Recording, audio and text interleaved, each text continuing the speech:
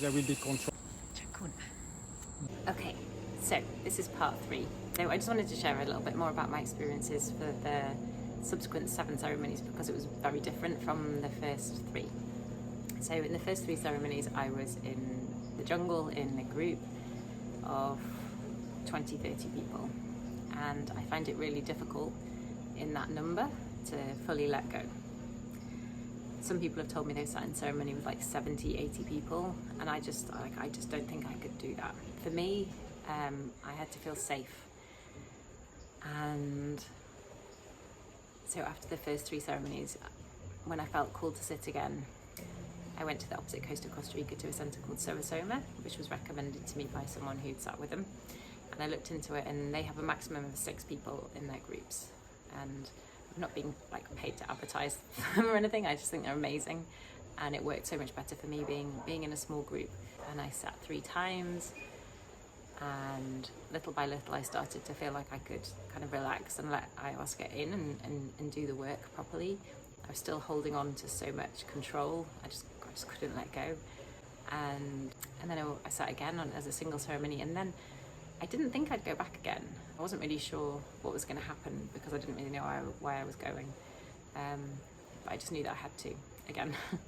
And so yeah, I went over to the other side, and it was a really small group, and it's really interesting actually. The people who are in the group always feel like they're the right people. Like even the 20-30 people, the 6 people, whatever, like whatever group I've been in, it's the right people. It's always exactly the right people. It's just magical. Yeah, so the last 3 I purged once in the 4 journeys I did in between, so I don't as in vomited, so I've only vomited twice at this point. And then they were all super hard. Like maybe I've made it out like it's like really light and fun thing to do, but it's really, really hard. And I actually thought, oh, maybe I'll go to Peru to the jungle, because I also was looking at dieting a plant called bobinsana along with ayahuasca, and I had like a call to discuss it with a centre in Peru, and they said basically you're on your own. So, and this is my understanding from the conversation. Maybe I'm wrong, maybe someone will correct me and I've got it all upside down and back to front, but the conversation was after the first day you're not allowed to talk to anybody, so you do this work on your own with another plant as well as ayahuasca. And for me that just wasn't where I was at, and I don't think I am yet either. Like I pushed myself out of my comfort zone enough. Like I don't need to punish myself, and I would love to have that experience at some point in the future, but it was not where I was at emotionally at that point in time. So yeah, so I went back to Soma because I trusted them, and I needed that level of trust to feel safe, to close my eyes and to fully let go, which took time for me. We're all different, but this is just my experience. And yeah, the first ceremony was super hard. I still didn't vomit. And the second ceremony of the last 3, so this is like my 9th ceremony, I understood why I hadn't been vomiting. It came to me, the reason that I'd been triggered, I don't know if that's the right word, or like, yeah, I think I was triggered by the person who was vomiting really loudly and taking up all the space, is because that's who I've tried not to be my whole life. So this person was like making loads of noise, being sick, and I was like, I'm just going to do mine really quietly over here in my bowl and like not make a mess. And I didn't want to cause a problem, but the whole reason you're there is to purge in one way or another all the shit that you're holding on to. So it kind of didn't make any sense that I wasn't letting go. And I realised that in the second journey. And I was trying to purge guilt and shame.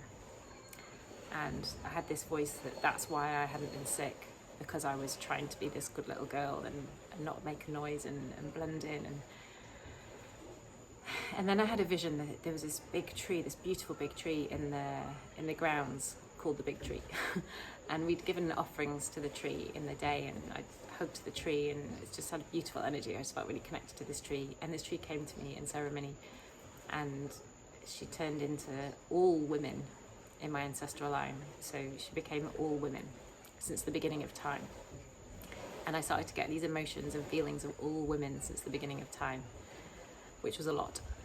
The guilt and the shame of all women since the beginning of time for all the things that they'd had to do to be safe or to be loved or whatever. and I was trying to purge this, and it felt like it was going on forever, and it kept getting stuck in my throat and stuck in my throat. And I didn't understand why. And ayahuasca was like, it's gonna be noisy, it's gonna be messy, it's gonna take loads of time. And then it got to the point where I was having this internal dialogue, and she was like, you're not strong enough to do this. This isn't your job. And I was like, I can do this. And like having this battle, like my ego. And so people will come in, like if you ask for help, someone will come and help you. But if you don't, you just get left alone. And at one point I did actually call someone over, because I had this dialogue with ayahuasca that I was going to stay there until after everybody had gone, the music had stopped playing, because this was my job. This is what I had to fix. The guilt and shame of all women since the beginning of time. And which sounds just totally crazy. And that was just my ego. We can't fix other people. We can only work on ourselves. And when you work on yourself, you heal yourself, then you do heal other people. So I had to let that one go. But I'd spent a long time kind of like retching, and it was all getting stuck here, and I felt like I had a bit of a carrot stuck in my throat for like the whole day, and it was really sore. That was like kind of a standout moment for that ceremony.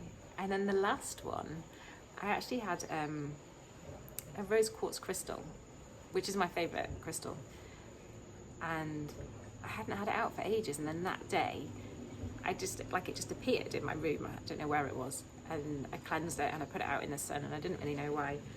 And then I went into ceremony and I took it with me, and I just take my cardigan because it gets a bit chilly sometimes in the night. But this day I took my rose quartz crystal as well. Oh, and water. That's the other thing I always take. And some people take all sorts of things. People have like all sorts of things that they want to take into ceremony with them, and I'm a bit more minimal with that. I don't really know what I'm meant to take, but I just felt really cool to take my rose quartz. So yeah, I went in, and the discussion we had before, we had this is why I love this place, because not only do you go into ceremony and then you're supported after ceremony, but before ceremony you have this chat about what it is that you're trying to work through, and you just, for me, I just felt so supported, and it was just incredible. Yeah, I took my rose quartz crystal in with me, and I sat down and I realised then the reason that the vomit hadn't come out was because my throat chakra was blocked. I've been holding on to all these lies for a really long time. And by lies, I mean not speaking my truth. So not like telling lies all the time knowingly or consciously meaning to, but just become almost a way of life that you're like pretending everything's okay, and you know, putting on a happy face, and like behind closed doors it's very different, but when you go out into public it's like, oh, yeah, I feel great, I feel amazing. So it was that kind of thing, like not saying how I feel, not wanting to cause a problem, not wanting to upset people pleasing, all this, like not speaking my truth. And there was loads of other stuff that's deeply personal that I won't go into in this. So that day, that was being released. I felt like I was releasing my throat chakra. And I really didn't want to be sick because of this bit of carrot that had been stuck there for ages. I didn't even eat carrot, I don't know what it was, but in my head it was a bit of carrot. My throat was so sore. So I had this internal dialogue again with ayahuasca, and she was like, right, okay, the other end. And my whole life I'd had major issues with going to the toilet for a poo in a public toilet. It was something that I didn't want to stay in shared accommodation. I've talked about this in the past if anyone's followed along with my life. I didn't want to stay in shared accommodation because I didn't want to have to use a toilet to go for a poo. And actually somewhere that I stayed for a week, I just wouldn't go to the loo for like a week, and I think then you make yourself ill. So yeah, massive tangents. And I hadn't in ceremony, like there were some nights I really, really needed to go to the toilet, and I was like, no, I'm not gonna go. So holding on to stuff, again, like just everybody poos. It's a fact. If we didn't, and we'd all be in trouble. So yeah, so she was like, right, it's gonna have to come out the other way. And the idea of vomiting when my throat felt like it did, actually going for a poo in the toilet next to the ceremonial space felt like a much better option. So I did, and that was huge for me, like purging the other way. And then afterwards, when I went back to my mat, whatever you want to call it, I just had this message from her, and she said, take all the parts of yourself that you've hated and fill them with love. And I had my rose quartz crystal, and I put it on like various different chakras, and I just felt so overwhelmingly full of love, and love for myself, and not in a like, oh, I think I'm amazing, but just like I need to look after myself and respect myself. And yeah, I've never felt so much love than I did then. It was just the most beautiful, incredible feeling. And I realised how much I'd hated on my body over the years, various different things, and myself for different things, and people that I love. It doesn't matter like what they look like or what they do, I still love them, but I never extended that courtesy to myself. So yeah, so for me that was incredible. Just something huge shifted.